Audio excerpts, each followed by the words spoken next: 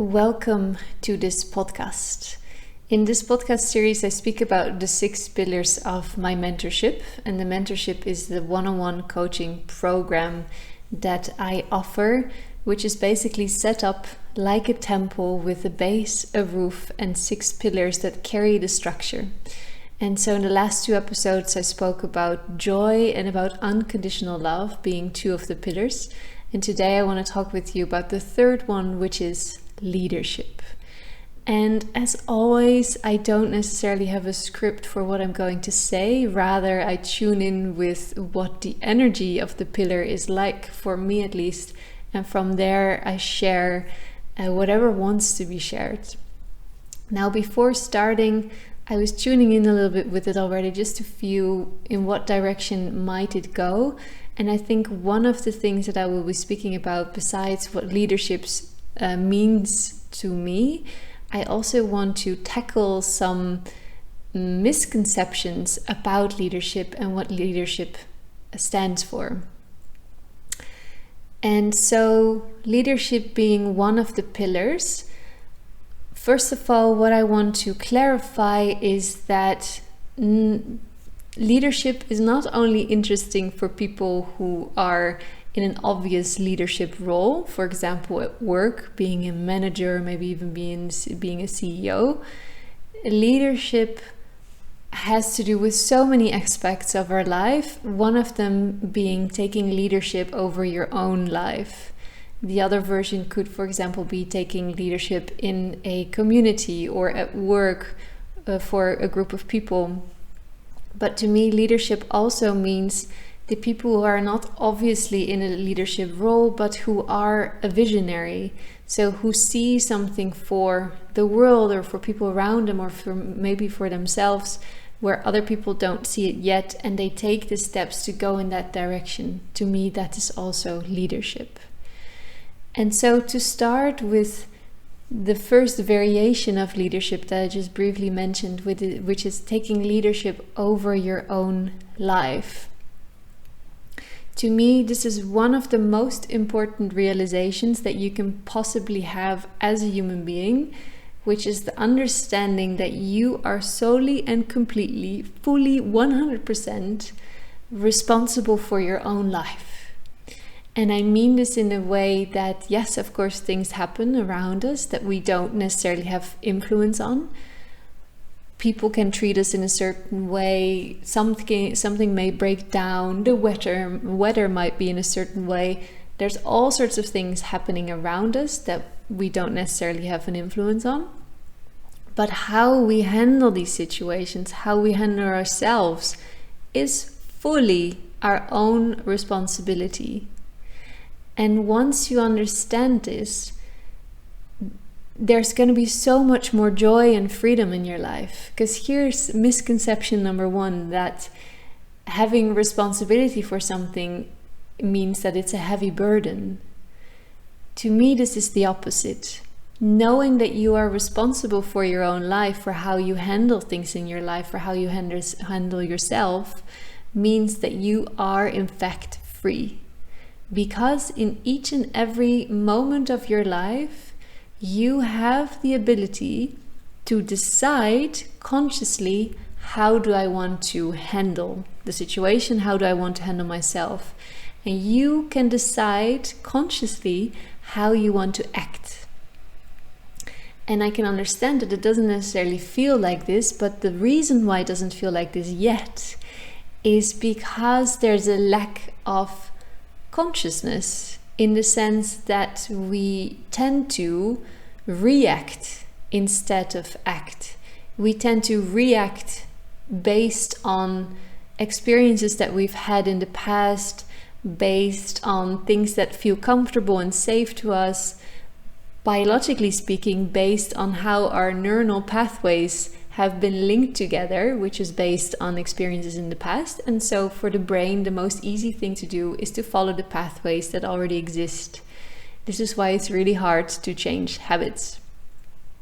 But when you understand that if you step away from the reaction, if you step away from the conditioning, from the things that you've learned in the past, from the things that feel safe and known to you, In every moment, you have the ability to decide how you want to act. And this is the beautiful difference also between animals and humans, that we can go one step further. Where humans tend to stay in their reaction, in their instinct, we can go into responding, into conscious action, into intuition. And this is where your freedom lies. And to me, this is the very essence of empowerment. Understanding that in each moment of your life you can decide. And this is what it means to take responsibility for your life. Doesn't mean that you're not allowed to feel whatever it is that you're feeling. If a situation happens and it upsets you, doesn't mean that you're not allowed to feel upset, that you're not allowed to feel sad. It just means that how do you handle the sadness? How do you handle feeling upset? Because if you unconsciously react from a place of sadness, for example, it might be that you end up hurting other people, or it might be that you worsen the situation. Whereas if you consciously decide how you want to respond, how you want to act from sadness, it might be that you take better care of yourself, that you can actually distance yourself a bit from the situation and not take it so personally, or that you don't necessarily attack the other person, whatever has happened. So taking responsibility for your own life actually means freedom. And this is one version of leadership that I really want everyone, this is basically what my work is about, what I want everyone to understand and to feel. Because when you feel this, and you don't not just rationally understand it, but when you feel this, the whole world opens up to you. You will feel that in fact you are free. Because yes, we go through patterns, and yes, there's cycles, and yes, there's karma, but knowing that in each and every moment you can decide to handle according to the greater good, or according to what you deem to be the most supportive for yourself and the people around you, it's a party. You are free. And not only that, the world would be such a better place if everyone would be able to understand and feel that we are responsible for however we act, however we respond. And so this is the first element of leadership that goes for everyone, no matter what position you're in at work, no matter what community you're in. This is fundamentally the same for everyone. Now, the second version, or the variation of energy in terms of leadership that I also wanted to speak about, is when you are in a leadership role towards other people. So either maybe you're in a managing position at work, maybe you're a CEO, maybe you are a parent, and in that way you are a leader. Maybe you work as a coach, maybe you work as a researcher, or in any position in which you know people are looking at you for guidance, for answers, for inspiration, for something that can help them to move on. Maybe they have been put in that situation and they don't actually want to be looking at someone for inspiration or support, but they're sort of forced to do so. In any case, what I think is really important to understand is that leadership does not mean telling people what to do. Leadership does not mean knowing it all, or knowing it better than the people that you are surrounded with. Leadership means supporting other people to reach their full potential. So in case you are indeed a manager or a CEO, or even if you're a parent, it's not so much about telling people you need to do just this job and you need it in this way and it needs to be done by this, and that. And I know this is the traditional way of how business and work is often done, but ladies and gentlemen, it's time for a change. New world is happening. Instead, being a leader means that you see the potential in people and you support them in reaching that. So yes, it might mean that you give them some hints, or it might mean that you tell them to go in that direction or to focus more on this and that. But it also means letting other people make mistakes. it also means stepping aside and just have people try things out. And for me, for example, when I do my coaching sessions, because, like I said, one of the main themes of the work that I do is empowerment, understanding that you are responsible in a beautiful way and therefore you're free. So when I do coaching, there's times where I tell people, look, this is what I see that's happening, and this is the pattern that I see, or this is the feeling that I get, or the intuition or the message that I receive that I want to give to you. But oftentimes, even though I've received information already, I wait with sharing it because, first of all, I want you to dig a bit deeper. And I can give you a hint where to look for it, or I can give you a guidance how to tune in with what's happening within you. But my main role is to support you into becoming aware of the fact that you are fully capable of tuning in, of discovering what's happening, of becoming conscious of your own patterns and acting according to what you want to see in the world, or acting in accordance with what is your higher good or the greater good for other people. So this is just an example, because I always like to not just share information but show it to you in a way that how I use it in my life. So this is an example from my coaching sessions, in which leadership means not necessarily telling people you should be doing it like this, this and that, but rather supporting someone into figuring out or embody or feeling that it's already there, that they already have the ability, and then give the little push and go try, go try, my love, and make mistakes. And it's beautiful because I'm here. I'm your cheerleader. I'm by your side at all times. So go and try and make a mistake and fall flat on your face. It's okay. I will hold you. I'm there. And then we move on again, and it's okay. And at the same time, it's important to understand that when you are in this leadership role, or in this guidance role, or in this mentoring role, that you don't have to know it all, because in fact you don't. Please, if you think that you know it all, you'll figure it out that it's not true. Actually, the more you understand, and this is something that I will speak later on when it comes to a different pillar of the mentorship, which is about not knowing actually. But as a leader, it's really important to know also that you don't know it all.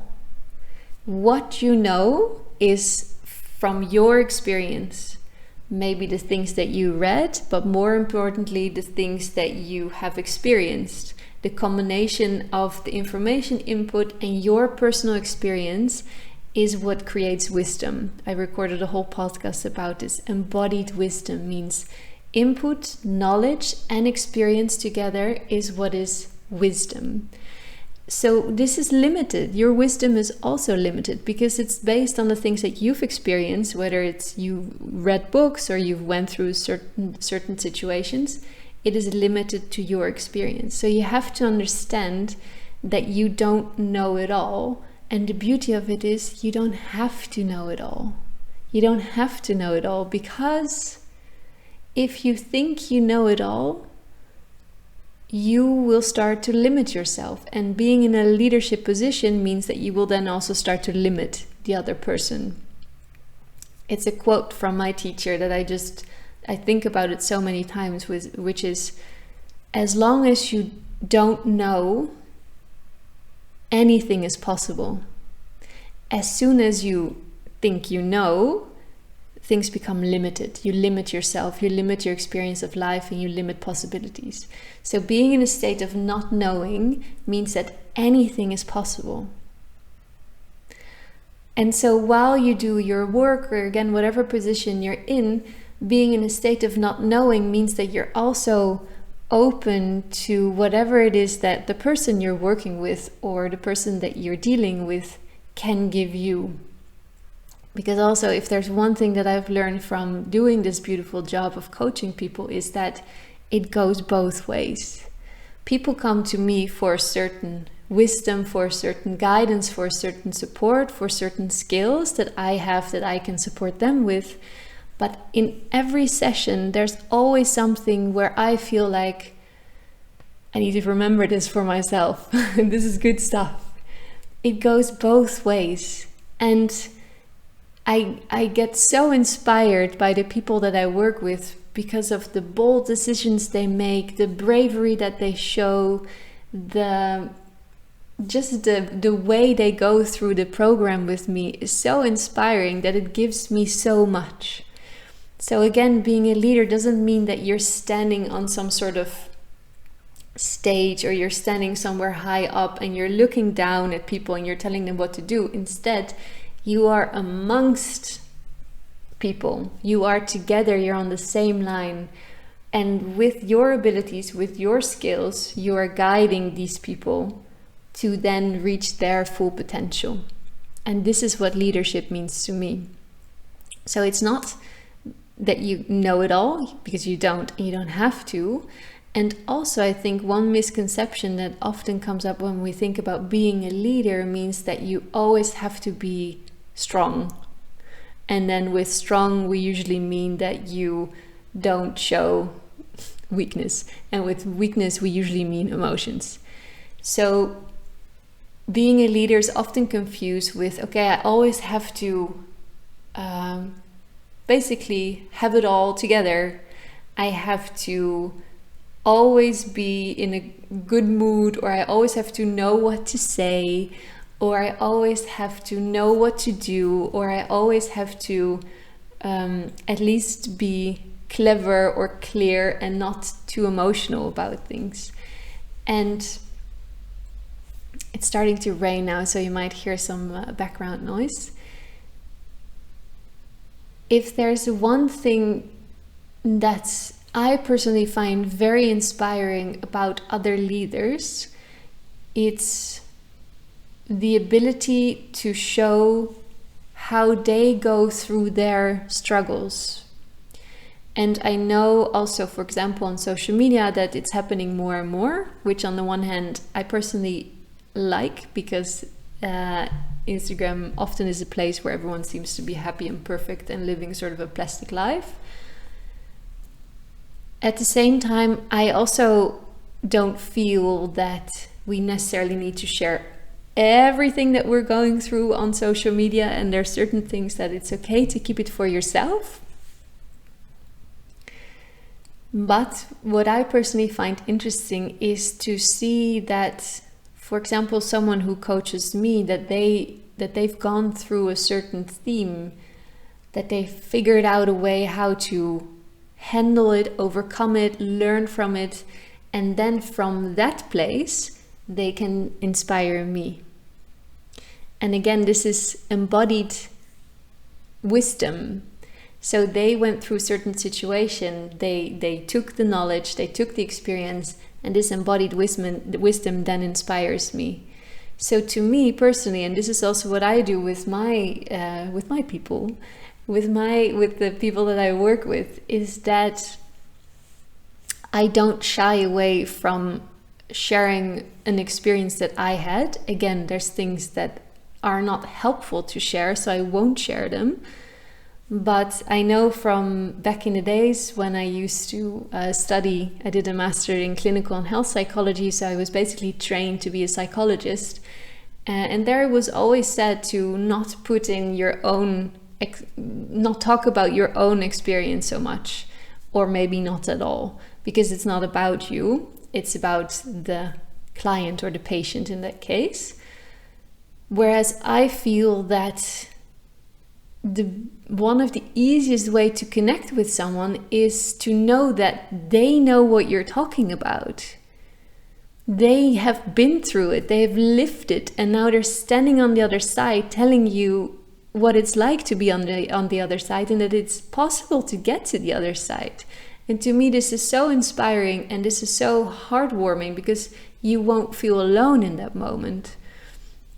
So again, regardless of whether you're a CEO or a coach or a parent, there's so much power in sharing from your own experience. And yes, this can feel vulnerable, but it only feels vulnerable if you still hold on to the illusion that as a leader you need to always have everything in order and be perfect and know it all, which we just spoke about is actually not true and not helpful. Which brings me to another point of leadership and being a leader, is that it is so much about being able to stand up for what you believe in, being able to stand up for the people that you are representing or working with or caring for. It's about being able to stand when there's a storm around you and people maybe doubt you, or your own head, your mind starts to doubt you. When things around you are moving and uncertain, to be able to stand firmly with your feet in the ground, yet stay open for all the possibilities that maybe indeed things could be differently than how you imagined them, but staying rooted in your values, in what matters to you, basically the same. And at the same time, keeping your ego aside, knowing when to bow down. Because in the end, leadership is not about you. It's not about you getting compliments. It's not about you being the best. It's not about you knowing it all.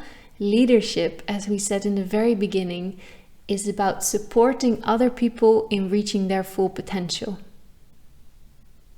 Which means that if you can stand up, if you can stand firmly, and you can keep your ego aside, you're basically at service of the other people.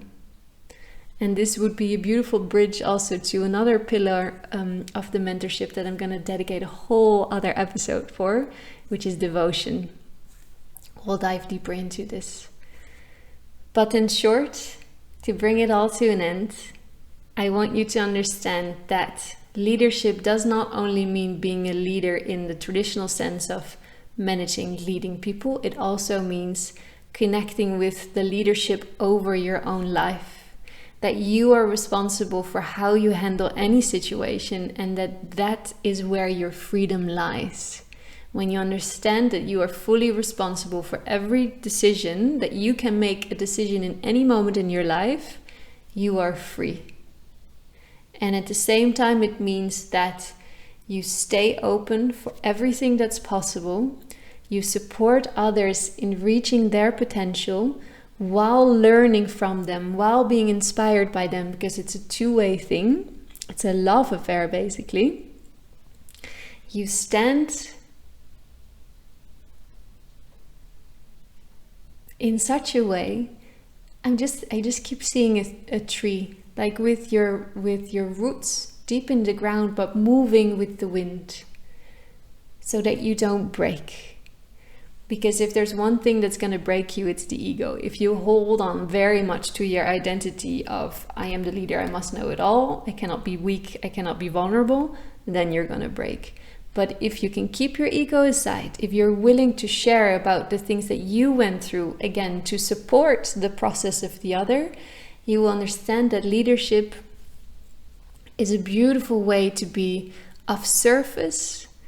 It's a beautiful way to be involved with life. It's a beautiful way to encourage the change to happen that you want to see happen in this world.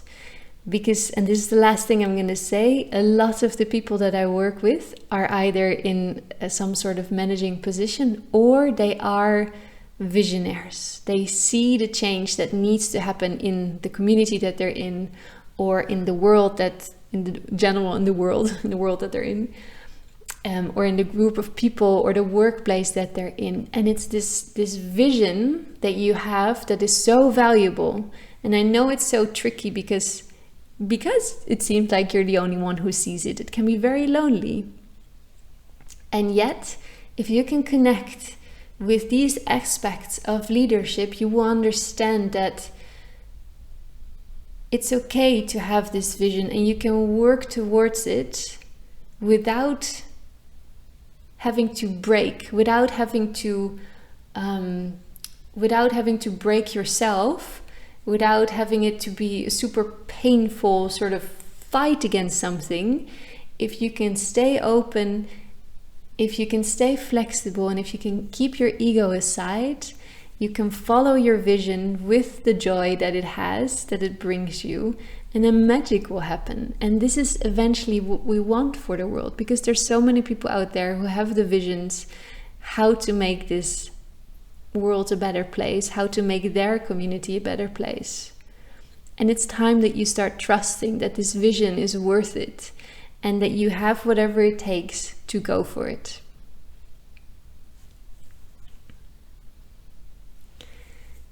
So thank you for listening to this podcast. If you want to know more about the mentorship, you can reach out to me, or you can check out my website. If you want to dive a little bit deeper into this topic, or if you have some questions about it, also feel free to reach out, and I would be happy to just have a little chat and see how you feel about this topic, or if there's maybe experiences that you want to share about it.